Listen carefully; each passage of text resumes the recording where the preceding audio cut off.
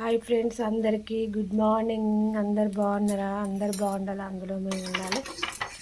Tea అయితే అవుతుంది friends. Tiffin వచ్చేసి దోశలు. ఈరోజు కొన్ని గుంట పొంగడాలు వేసిన, కొన్ని దోశలు, చట్నీ అయితే పల్లీ చట్నీ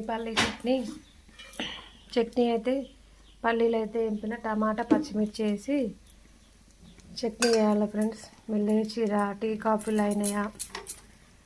మా వంట అయితే అవుతుంది. కర్రీ వచ్చి బెండకాయ టమాటా రైస్ అయింది.